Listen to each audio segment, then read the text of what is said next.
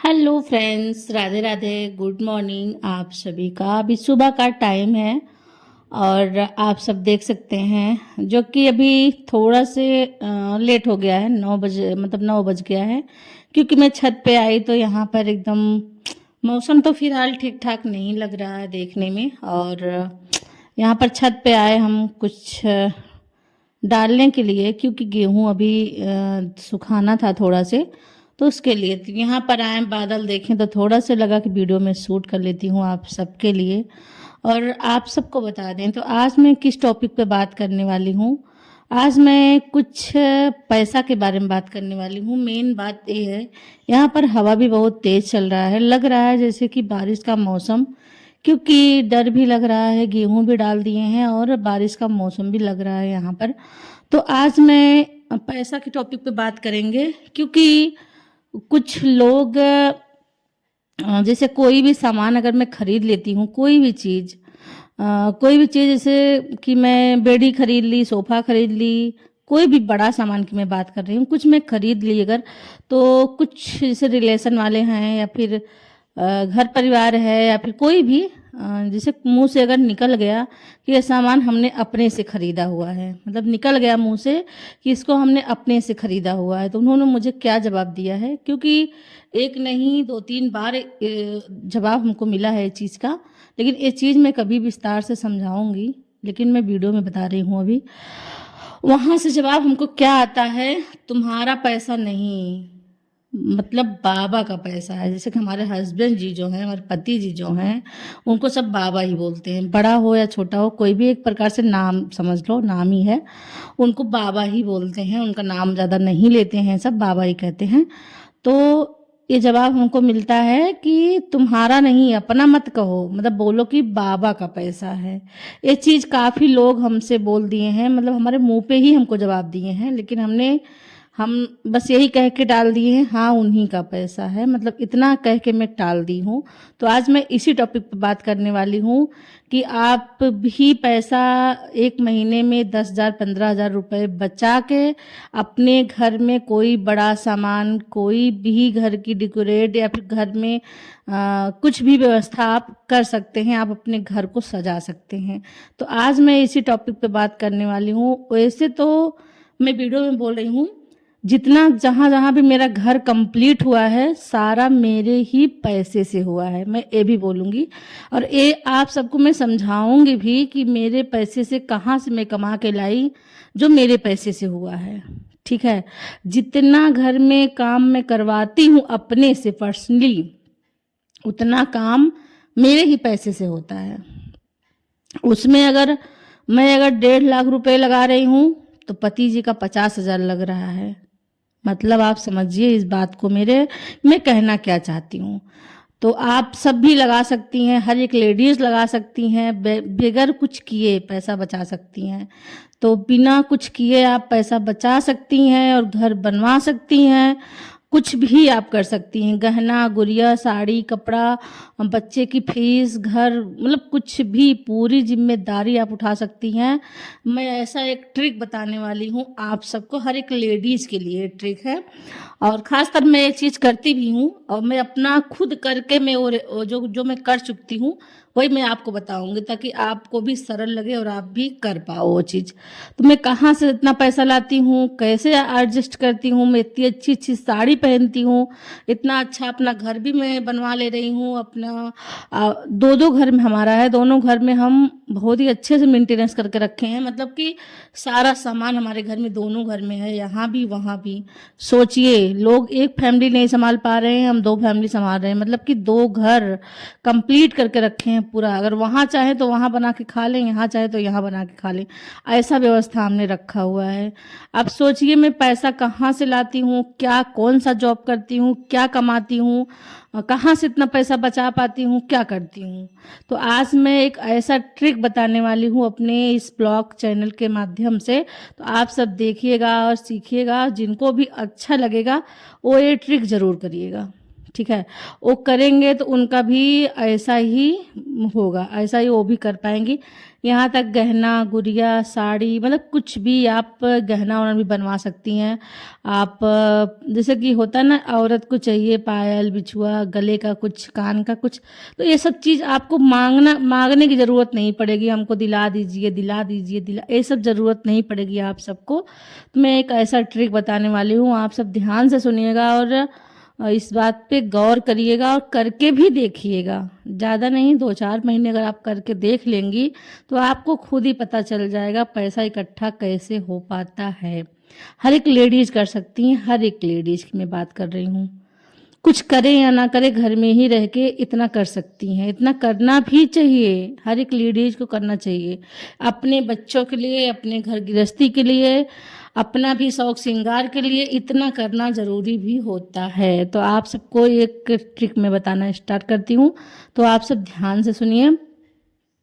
सबसे main point मैं बात करूंगी, जैसे कि कोई भी सामान अगर हमने खरीद लिया, उसको हम अगर घर में, ऐसे मैं अपना बता रही हूँ, मेरी मौसी आई थी, मतलब मेरी नहीं, मेरी मौसी सास जिसको बोलते हैं, मेरी सास की बहन आई थी, तो उनसे मैंने बोला कि कोई भी चीज़ था, शायद घर ही था, शायद घर बनवाना था हमको, क्योंकि घर में घर को हल्का से मेंटेनेंस कराना था। तो मैंने बोला कि मैं अपने पैसे से इसको मैं करवा लूँगी, टेंशन मत लो। ये चीज़ हमने मेरे मुंह से निकल गया, मैं जल्दी ये चीज़ नहीं बोलती हूँ, मैं अपने पैसे से करवा लूँगी, लेकिन मेरे मुंह से निकल गया ये चीज़ कि मैं करवा लूँगी। तो उन्होंने मुझे क्या जवाब दिया, उन्होंने ये जवाब दिया कि अपने पैसे से करवाओगी, ये बोलो कि बाबा का पैसा है, मतलब मेरे पति जी का बोली हैं कि ये बोलो बाबा का पैसा है, क्योंकि उनको बाबा ही कहते हैं। तो मुझे थोड़ा से मतलब अजीब तो लगा, मुझे बहुत ही ज़्यादा मतलब जैसे अजीब लगा कि बाबा का पैसा है, सच में बाबा का पैसा है, बाबा का पैसा भी है, बाबा का घर भी है, बाबा के बच्चे भी हैं, बाबा का सब कुछ है, बाबा की पत्नी भी मैं हूँ, ये वो भूल गई थी, वो ये चीज़ नहीं समझ पाई। लेकिन ये चीज़ कभी कभी कष्ट होता है, जब कोई बोलता है बाबा का है, मतलब कि उनके बेटी का है, मेरा कुछ हक नहीं है यहाँ पर। तो फिर मैं चुप रही, कुछ भी नहीं बोली इस टॉपिक पे। मैंने इतना ही बोला कि हाँ बाबा, हाँ हमने कब कहा कि मेरा पैसा है, मतलब उन्हीं का पैसा है, उन्हीं का पैसा। मैं जहाँ भी लगाती हूँ उन्हीं की कमाई लगाती हूँ, ये चीज़ तो सबको पता है, मुझे भी पता है, आप सबको पता है। लेकिन हाँ, उसका तरीका मैं बताती हूँ कि आप पैसा को किस तरीके से बचा सकते हैं और पैसा कहाँ कहाँ आप यूज कर सकते हैं, किस किस काम में आप लगा सकते हैं, कितना पैसा आप इकट्ठा कर सकते हैं। तो आप सब ध्यान से सुनिए। तो मैं बताती हूँ एक ट्रिक आप सबको। जब मेरी शादी हुई थी, मतलब फैमिली ना, जिसकी फैमिली नहीं भी अच्छी है वो भी इकट्ठा कर सकता है, जिसकी फैमिली नहीं अच्छी है, जिसके सास ससुर नहीं अच्छे हैं, जिसकी ननद नहीं अच्छी है, वो भी पैसा इकट्ठा कर सकता है। ये 100% गारंटी मैं दे रही हूँ। वो भी अपनी ज़िंदगी जी सकता है, किसी से मांगने की ज़रूरत नहीं पड़ेगी कि आप हमको 10,000 दे दीजिए, 5,000 दे दीजिए, हमको ये साड़ी लेना है, हमको ये गहना बनवाना है, हमारे पास बिछुआ टूट गया तो मैं 1 महीना बिना पहने ही बिता दिया, ऐसा कुछ एक दिन देखना ही नहीं पड़ेगा आप सबको।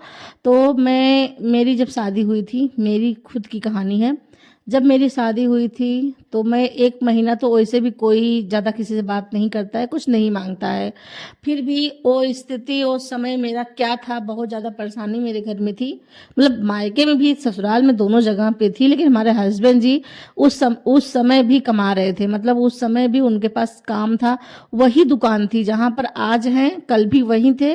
लेकिन हाँ, तब उतना पैसा नहीं कमा रहे थे, बस बहुत जैसे होता ना, जैसे समय बीतता जाता है उतना काम बढ़ाते गए, पैसा भी बढ़ता गया।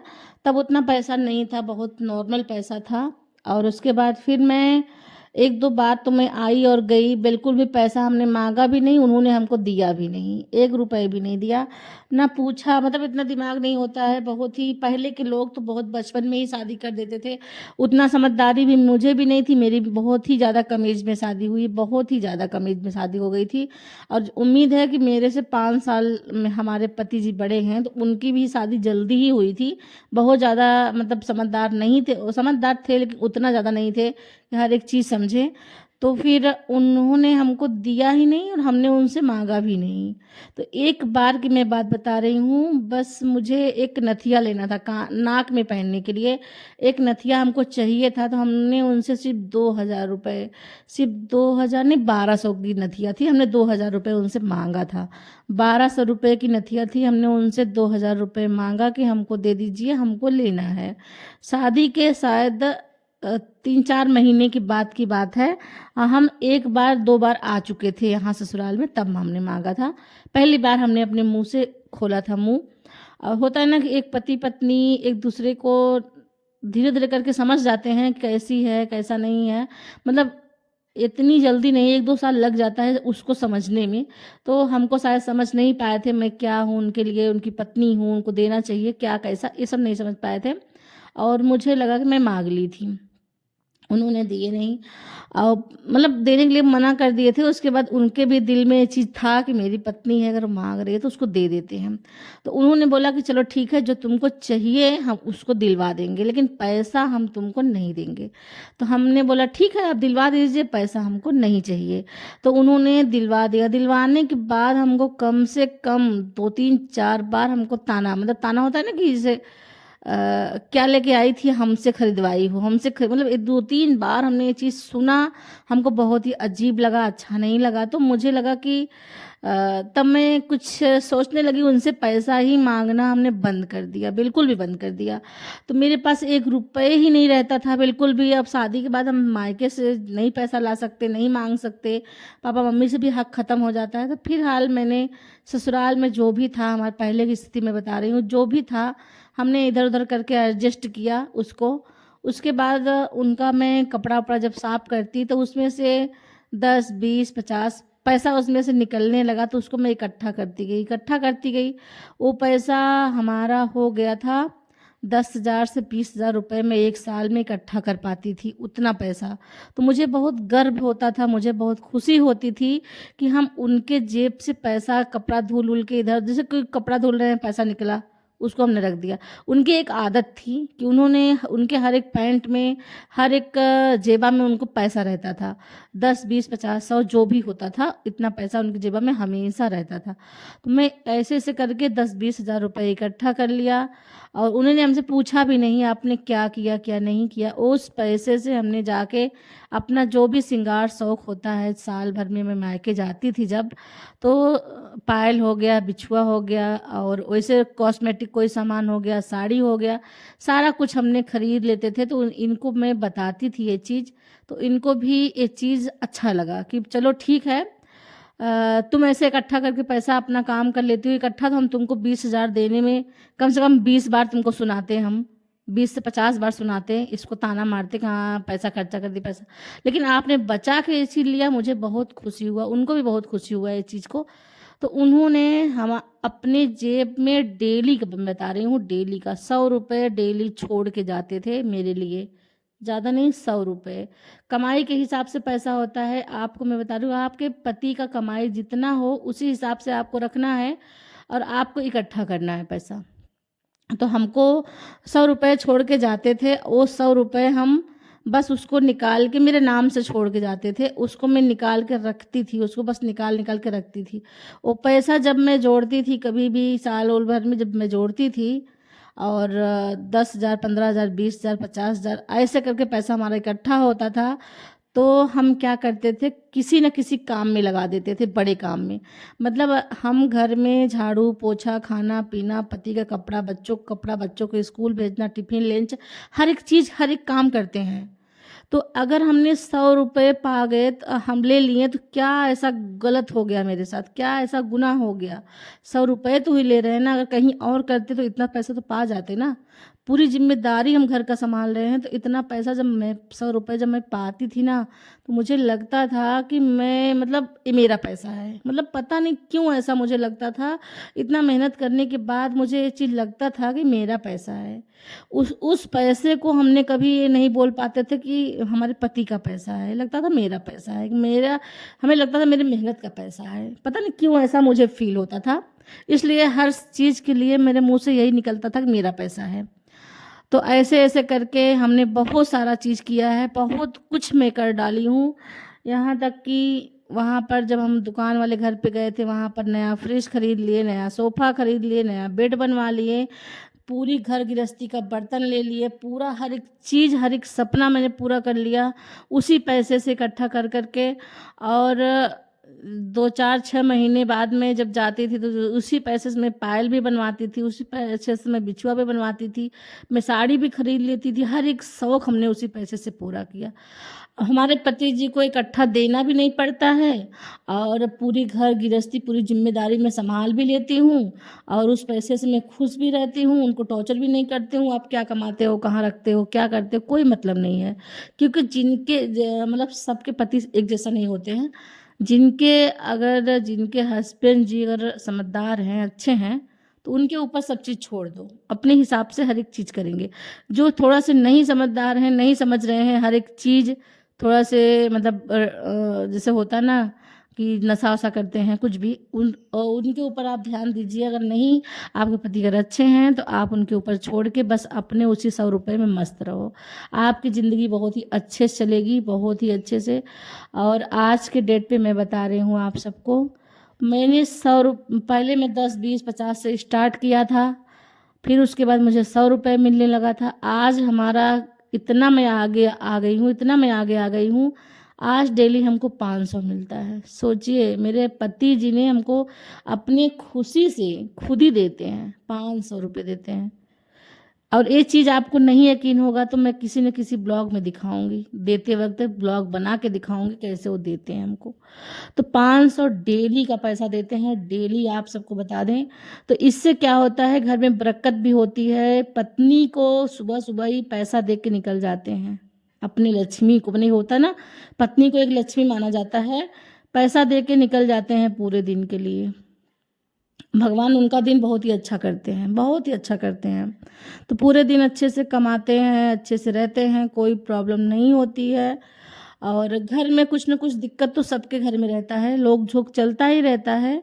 लेकिन हाँ, हम 2 लोग में कभी लड़ाई नहीं होता है, लेकिन हाँ, तीसरा अगर कोई बीच में आता है तभी झगड़ा होता है, नहीं कभी झगड़ा भी नहीं होता है। हम लोग की सोच एकदम मैच है, एकदम मतलब पूरा जितना मैं सोचती हूँ उतना वो भी सोचते हैं कि हाँ, ये चीज़ परफेक्ट है, ये चीज़ करवाना चाहिए। लेकिन हाँ, अगर तीसरा उसमें दिमाग लगाता है तभी हमारे घर में लड़ाई हो जाता है, तभी हमारे घर में झगड़ा भी होता है, नहीं तो एक दूसरे की सोच बहुत ही अच्छी से चलती है।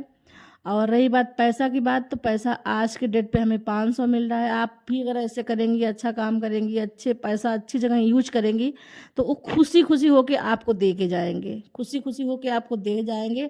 आप इकट्ठा भी कर पाएँगी, आप मनचाहा चीज़ ले भी पाएँगी, अपनी ज़िंदगी भी जी पाएँगी, आप जो भी चाहेंगी तो कर जाएँगी। तो मैं तो भाई अपनी लाइफ में बहुत ही खुश हूँ, मस्त हूँ, यहाँ तक मैं पहुँची हूँ तो बहुत मेहनत के साथ पहुँची हूँ।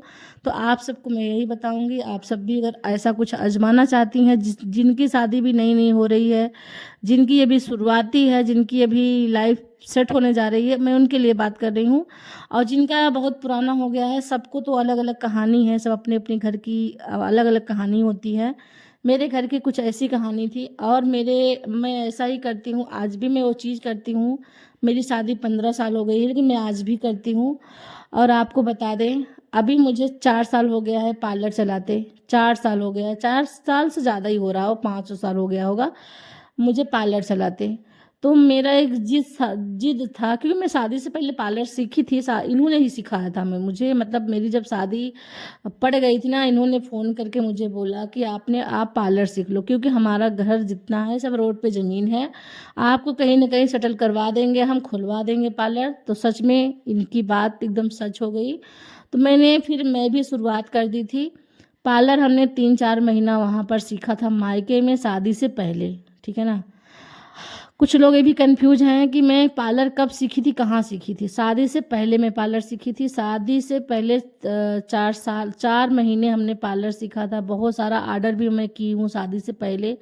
और शादी के बाद भी मैं पार्लर मेरा नहीं खुला था, तब भी मैं ऑर्डर करती थी, मेकअप करती थी। उसके बाद फिर मैं पार्लर खोली, वहाँ पर अपने पति के जहाँ मेरा दुकान है, वहाँ पर मैं पार्लर खोली हूँ।